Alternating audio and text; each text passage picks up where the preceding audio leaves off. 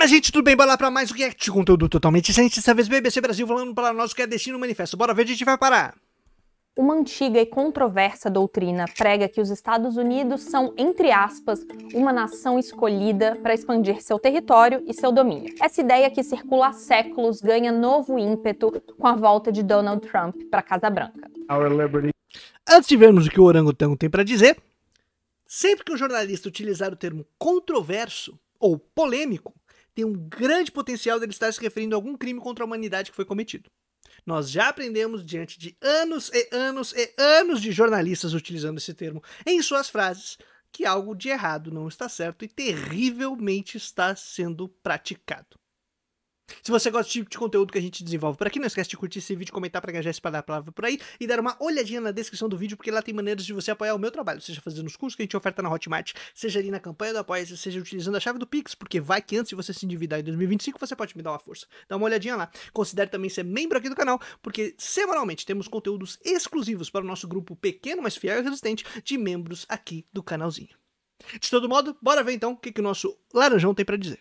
And our nation's glorious destiny will no longer be denied, and we will pursue our manifest destiny into the stars, launching American astronauts to plant the stars and stripes on the planet Mars. Eu sou a Laís Alegrete, da BBC News Brasil, e nesse vídeo eu explico a ideologia do Destino Manifesto e como ela está presente na política americana, com influência no mundo inteiro. Essa ideologia defende que os americanos receberam de Deus o dever e o direito de avançar sobre outros territórios para expandir seus domínios e espalhar os ideais americanos. Se precisa apelar para o divino para justificar a violência que você pretende praticar, já começou errado, né? Começa um processo forte que nós poderíamos chamar de fetichização. O que é isso? Fetiche é o produto daquilo que é feito pela mão dos seres humanos. É um feitiço, feito pela mão, feito do fazer, vem do fazer, de latim, do português, do fazer. Produzir algo com as mãos. Contudo, esse algo produzido pelas mãos converte-se em um objeto que passa a decidir sobre nós. Nós perdemos o controle sobre esse produto feito pelas mãos, esse feitiço, isso que foi feito, esse fetiche, e ele começa então a atuar sobre nós e decidir sobre nós. Os caras criaram um projeto político expansionista e para legitimar e justificar esse projeto político expansionista de domínio de violência sobre todos os demais, perdem o controle, põem o caráter divino e parece que na verdade é esse destino manifesto, esta doutrina, esse dogma que está decidindo sobre a história, e não os seres humanos. Então é inevitável o poder estadunidense, ele é inderrubável, ele é excepcional, o excepcionalismo estadunidense, nós somos demais, essa coisa, essa arrogância que o pessoal tem de imaginar que são o centro do planeta e o pináculo, o cume, o objetivo último e teleológico de qualquer civilização. Faz parte, e é importante a gente notar isso, hein? Faz parte da política estadunidense essa porcaria. Não é algo teológico, transcendental do além.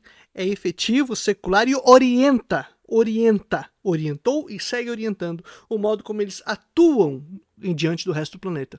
No último século, e vamos falar exatamente no último século, é menos de 100 anos inclusive, o poderio estadunidense, quando eles ocupam determinada posição diante e em relação ao resto do mundo, fortalece essa ideia desse destino manifesto. E aí, o casamento dessas duas coisas gerou uma grande desgraça e bagaceira que fortaleceu, que sustentou e que segue dando sentido para o imperialismo estadunidense. Dá golpe em tudo quanto é lugar, ser o xerifão do continente que sai dando uma retada na cabeça dos outros países, né? Praticando golpes, atrocidades, invadindo os outros países para levar a democracia, levar a liberdade, essas coisas todas. Tudo conectado, então, com um tipo de conteúdo divinizado, teológico. E gera até hoje muitas críticas, principalmente de que a ideia de providência divina seja usada para legitimar invasões e ofensivas militares e também para justificar o extermínio de parte da população nativa americana. Para entender melhor a história do Destino Manifesto, precisamos voltar no tempo, para o período em que os Estados Unidos ocupavam um território bem menor do que o atual. O país foi colonizado pelos britânicos pela costa leste, e muitos dos europeus recém-chegados ao continente americano trouxeram consigo as ideias religiosas de Calvino, incluindo a da predestinação. Você vê que A gente não pode culpar só o pessoal da igreja presbiteriana do Brasil, da classe média de pastores aí que são aparentemente elite intelectual dos religiosos brasileiros evangélicos, o que definitivamente não são, a culpa de todos os males. A gente pode culpar também aí a origem calvinista do Destino Manifesto nos Estados Unidos. Parece que Calvino não está ajudando. Mas é claro que eu estou fazendo uma grande troça, uma piadinha, uma zoeira, porque eu gosto muito, por exemplo, de Roland Bower, um excelente exemplo de teólogo calvinista presbiteriano, que é um comunista de primeira, trabalha na China, estuda a China, apresenta para nós uma crítica da religião a partir de Marx, que vale muito a pena conhecer, e que também ajuda a desmontar esse monte de cacareco imperialista que foi criado aí. Para isso, inclusive, eu vou fazer um merchan. O nosso curso, Marx e Religião, lá na plataforma da Hotmart, está excelente, com 2 módulos já, em que a gente tem como uma das nossas referências o tal do Roland Bower, e fazemos essa passagem aí também de como ele utiliza uma crítica da religião bastante interessante. E se você gosta desse tipo de discussão, também vou colocar aqui na descrição um mini curso que está aqui no YouTube, mini curso Marx e Religião, curso de verão, que eu acho que vocês vão poder curtir bastante, e ajuda muito a gente ter armas teóricas, críticas e também práticas para poder fazer essa depuração dos conteúdos que são teológicos, divinizados, mas que se apresentam dentro de estruturas terrenas, efetivamente históricas e materiais, e como fazer essa crítica desses deuses, entre aspas, que ficam atuando aqui na Terra e decidindo sobre as nossas vidas, aparentemente sem que nós tenhamos força para enfrentá-los. Então, a crítica da religião de Marx, na verdade, conecta crítica da religião e crítica da economia política, e a gente tenta contribuir nessa ponte aí para quem se interessa pelo tema. De que eram o povo escolhido por Deus. Na época da independência em relação à coroa britânica, em 1776, as 13 colônias americanas ocupavam um território mais ou menos do tamanho da Colômbia, ou 1/8 do tamanho dos Estados Unidos atuais. Falando em Colômbia, excelente exemplo. Um grande abraço aí ao presidente da Colômbia, nosso querido Petro, que fez sim enfrentamento ao nosso orangotango que ocupa a cadeira presidencial dos Estados Unidos, ao tratar de maneira desumana imigrantes colombianos e enviando eles ali dentro de aviões militares, né, querendo reforçar o seu poderio na base da marra, e Petro enfrentou. Parabéns, Petro. Parabéns, Colômbia. Só que o crescente número de colonos que fincavam raízes ali começou a querer se expandir para o oeste, para as terras que eram dos povos nativos americanos. Em 1803, ao comprar a Louisiana da França, os Estados Unidos praticamente dobraram de tamanho. Em seguida, entrou em cena uma figura hoje admirada por Trump, Andrew Jackson, 7º presidente dos Estados Unidos, que ordenou a remoção de indígenas na área leste do rio Mississippi, dando espaço para a expansão americana. Outro momento... Remoção, conhecido também como extermínio, né? Início do extermínio, de um genocídio, aparentemente justificado pelo destino que Deus colocou para os Estados Unidos. Parabéns aí, religiosos que legitimam genocídio e massacre, como fizeram aqui na colonização da nossa terra brasileira. Pô, mano, vocês estão de sacanagem comigo. É uma pilantragem você utilizar um conteúdo divinizado para justificar um massacre, cara, para justificar esse tipo de coisa. Isso é... Para quem é pessoa de fé como eu, religioso como eu, isso é um ultraje, né? Isso é um pecado, uma blasfêmia. Isso é algo que ultrapassa qualquer aceitabilidade, mas parece que segue vigente. E quem bate continência e baixa a cabeça para o estadunidense, para o imperialismo estadunidense, reforça esse tipo de coisa aí, que tem sua origem nesse tipo de prática. Então a gente tem que ficar atento, desde o início, para justificar genocídio, para justificar extermínio, expansão, domínio, violência e opressão. Isso é uma coisa terrível. Origina nesse espaço, segue animando gente e inspirando pessoas, pelo amor de Deus. Ah, não. Momento marcante foi a anexação do Texas. Essa região tinha deixado de ser parte do México e virado uma república independente, até que aderiu aos Estados Unidos. E foi aí que a ideia do Destino Manifesto acabou sendo explicitada pela primeira vez, em um famoso artigo do jornalista americano John O'Sullivan. O Texas agora é nosso. Faz parte da designação cara e sagrada do nosso país. Outras nações lançaram interferências hostis contra nós, com o objetivo declarado de frustrar nossa política e obstruir nosso poder, limitando nossa grandeza e impedindo o cumprimento do nosso destino manifesto de nos espalharmos pelo continente que nos foi concedido pela providência para o livre desenvolvimento de nossos milhões que se multiplicam anualmente. Cara, eles são paranoicos desde o início, né? O cara utiliza essa expressão para realmente criar uma paranoia de guerra contra todos. Eles estão aí, né? Eles quem? Eles! Contra quem? Contra todos nós, enquanto vai praticando extermínio e violência contra populações. Que loucura! Que loucura, que loucura, que loucura. E nesse processo do Far West, né? De expansão para o Oeste, que vira até um tipo, ou uma maneira de produzir filme em Hollywood, né? É um estilo de produção de filme. Né? Um estilo de roteiro, um estilo de filme mesmo. Né? Um gênero, Far West, né? De ir pro Far West. Pra longe. Nessa expansão aí, nessa parada sem lei, cada um por si, com a arma na mão, e tem gente que glorifica esse tipo de coisa. Pelo amor de Deus. Isso que O'Sullivan colocou em palavras permaneceu no imaginário coletivo americano. E mesmo antes, essa ideia já havia influenciado fatos históricos. Um deles é a doutrina Monroe. Em 1823, o então presidente James Monroe declarou que impediria que o colonialismo europeu continuasse avançando no continente americano. Essa doutrina, que virou uma base importante da política externa americana, colocou a América Latina na esfera de influência dos Estados Unidos e abriu espaço para interferências políticas, militares e econômicas dos Estados Unidos no continente nas décadas seguintes.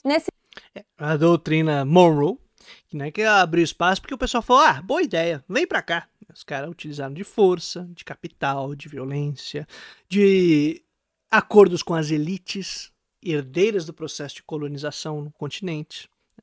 E aí, por um lado, você tem uma doutrina Monroe e, por outro, um projeto de libertação do continente e de união dos diferentes povos, que vem com o bolivarianismo, por exemplo, né? Com Simão Bolívar. Ainda dentro de marcos liberais, republicanos e tudo mais, mas buscando uma independência efetiva dessas colônias e pensando um projeto de conexão dos povos. Completamente distinto da doutrina Monroe. Nós somos o centro e vocês, por favor, respeitem a nós que, né, fazendo um bom serviço de quintal.